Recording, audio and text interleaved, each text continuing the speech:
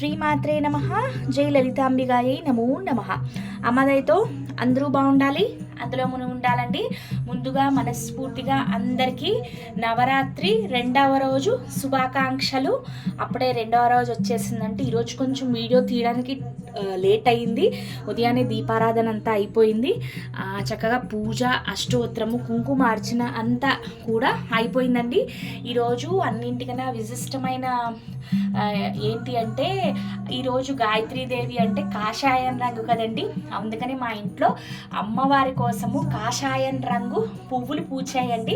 చక్కగా అమ్మవారు ఫోటోకి ఒకటిను, అలాగే మన అలంకరణ చేసుకున్న అమ్మవారికి పెట్టేశాను. చక్కగా కుంకుమ పూజ, అష్టోత్తరము అన్ని చదువుకోవడాలు కూడా అయిపోయాయి. కొబ్బరన్నము నైవేద్యం కింద నివేదించుకున్నాను. ఇప్పుడు మన జ్ఞాన స్వరూపిణి వేదమాత గాయత్రి అమ్మవారి అలంకరణ చూద్దామండి. జ్ఞాన స్వరూపిణి వేదమాత గాయత్రి అమ్మవారి ఈరోజు అలంకరణ రంగు కాషాయం రంగు అండి. ఎందుకు అంటే వేదమాత గాయత్రి మాత అంటే ఒక తపస్విని అండి, ఒక పెద్ద ఋషి, ఒక జ్ఞానమై అంట అమ్మవారు. అమ్మవారిని ఎవరైతే చక్కగా పూజిస్తారో వాళ్ళల్లో ఉన్న అంధకారం అంతా కూడా తొలగిపోయి జ్ఞానాన్ని అమ్మవారు, అంటే చీకటి అంటే అజ్ఞానము, అంధకారము, అవన్నీ కూడా అమ్మవారు తొలగించి మనలో ఒక జ్ఞాన జ్యోతిని వెలిగిస్తారంటండి. అమ్మవారు అంత శక్తి స్వరూపిణి, పంచముఖాలను పంచబ్రహ్మ స్వరూపిణి కింద కూడా గాయత్రి అమ్మవారిని భావిస్తారండి. నేను అమ్మవారికి ఇవాళ కాషాయం రంగు చీర కట్టుకున్నాను కాబట్టి ఇగోండి కాషాయం రంగుకి డార్క్ గ్రీన్ బార్డర్ వచ్చిందండి. అందుకనే నేను అమ్మవారి ఫేస్ కూడా కాషాయం రంగు, అంటే నవదుర్గల మొహాలన్నమాట. ఈ సంవత్సరము అలంకరణలో విశిష్టత. ఇలా అమ్మవారు పంచబ్రహ్మ స్వరూపిణిలాగా దగదగలాడిపోతూ దర్శనం ఇస్తున్నారు. అమ్మవారు చిలిపి పనులు కూడా చేస్తున్నారు. అస్తమాటగా లోలాకులు, చెవి లోలాకులు అస్తమాటికి పడేసుకుంటున్నారు. ఇక్కడ అమ్మవారికి 3వ కన్ను ఉంటుంది కదండి, అందుకని విభూది పెట్టి పైన ఒక స్టోన్ స్టిక్కర్ పెట్టాను. అది ఎక్కడ పడేశారో కనిపించట్లేదు.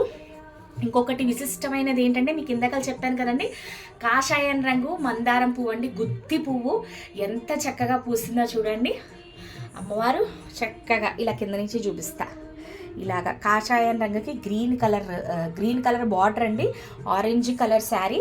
అమ్మవారు ఇట్లా జడ పెట్టేసుకుని ఒక జ్ఞానమయిలాగా శక్తి స్వరూపిణి, పెద్ద ఋషి తపస్విని అండి గాయత్రి మాత అంటే.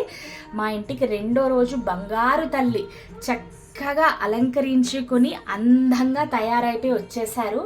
ఇగోండి దగదగలాడిపోతుంది చూడండి అమ్మ, ఇలా చూడండి.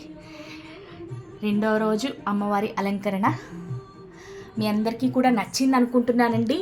ఎలా చేసుకున్నా, పటం పెట్టుకున్నా, లేదా మీ ఇంట్లో ఇత్తడి విగ్రహాలు ఉన్నా, లేదా మనస్ఫూర్తిగా లలితమ్మ పటం ఉన్నా సరే, ఓం శ్రీ వేదమాత గాయత్రీదేవి అయి నమో నమః అని 11 సార్లు భక్తితో చదువుకోండి. అమ్మ ఎప్పుడూ మన వెన్నంటే ఉండి మనల్ని నడిపిస్తారండి. ఈ సంవత్సరం అమ్మవారు నాకు ఇంత శక్తినిచ్చారు చేసుకోమని. వచ్చే సంవత్సరం పటంతో అయితే పటంతో, అంటే అమ్మవారి ఆజ్ఞ లేనిదే చీవైనా కదలదు అంటారు కదా. అందుకని అందరూ సంతోషంగా అమ్మవారిని కొలుచుకోండి. ఇదిగోండి ఓవరాల్గా అమ్మవారు ఇట్లా కనిపిస్తున్నారు. ఇక్కడంతా పూజ అయ్యిందండి.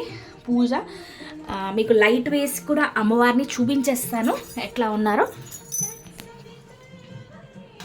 ఇదిగోండి లైట్లో బంగారు తల్లి ఇంత అందంగా ఉన్నారండి. చక్కగా కాషాయం రంగులో బంగారు తల్లి కాషాయము రంగు మందారం పువ్వు పెట్టేసుకుని దగ్గరుండి చూడండి. 5 మొహాలు పంచబ్రహ్మ స్వరూపిణి అని మనం లలితా సహస్రనామంలో చదువుకుంటాం కదా, అది వేదమాత గాయత్రి అమ్మవారే బ్రహ్మదేవుళ్లాగే అమ్మవారికి కూడా 5 మొహాలు ఉంటాయండి. మీ అందరికీ మా అలంకరణ నచ్చిందని కోరుకుంటూ 2వ రోజుకి ఇంతేనండి.